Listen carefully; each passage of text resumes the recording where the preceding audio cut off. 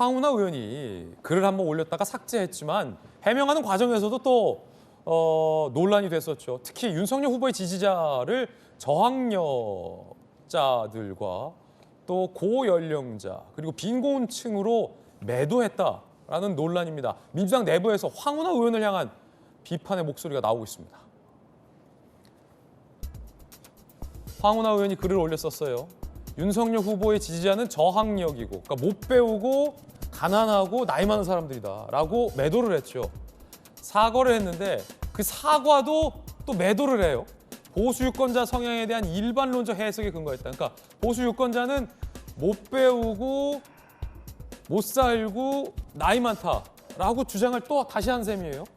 논란 후에 또 삭제를 합니다. 국민의힘 지지자들은 황수정이냐 황삭제냐라고 비판을 하고 있는 상황입니다.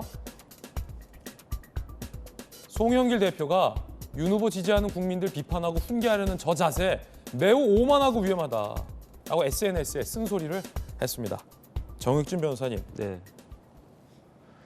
황운하 의원의 글이 논란인데 이게 해명글도 저렇게 썼어요. 그러니까 황운하 의원의 생각 속에서 윤석열 후보 지지자를 못 배우고 못 살고 나이 많은 사람으로 매도하니까 아차!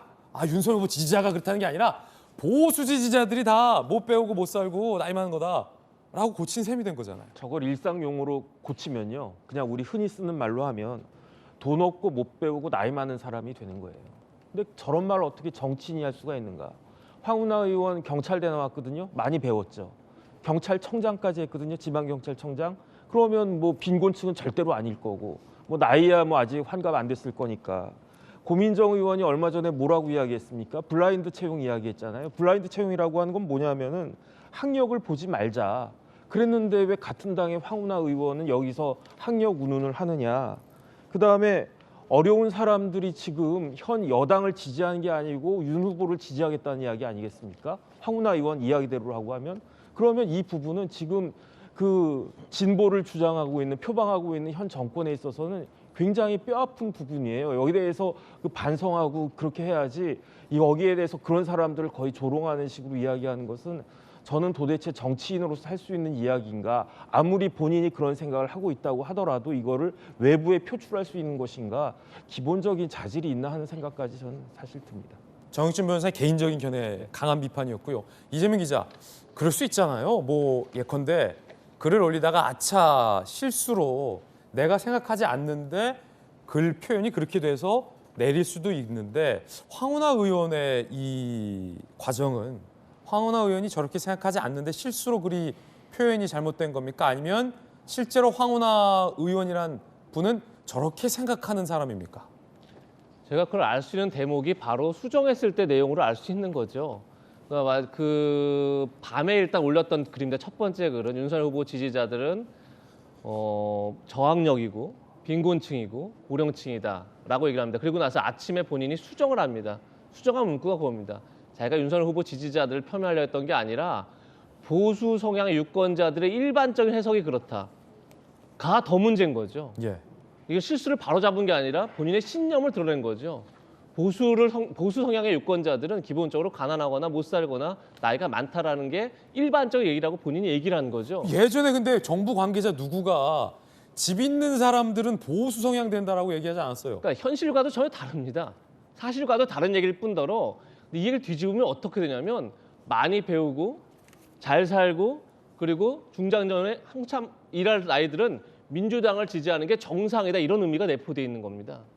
그러니까 얼마나 유권자들에 대한 인식과 그리고 얼마나 한국 정치에 대한 지형에 대한 인식이 얼마나 편협하고 얼마나 배타적인을 당연히 알 수 있는 거죠. 그러니까 이게 결국은 정상적인 사람들은 우리를 지지하는 게 정상적인 거고 정상이지 않은 사람들이 보수당 내지는 윤석열 후보를 지지한다. 거의 이런 식의 인식을 갖고 있다는 것을 본인이 수정을 통해서 명확하게 드러낸 겁니다.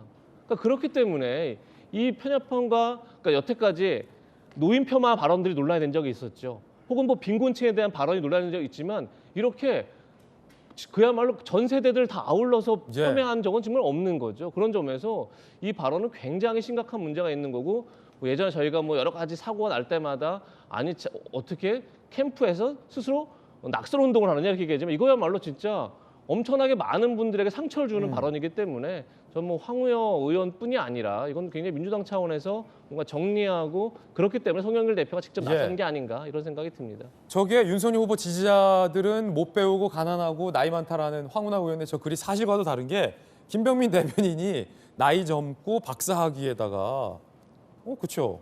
전혀 다르잖아요. 아니 송영길 대표가 질타한 데는 다 이유가 있었네요.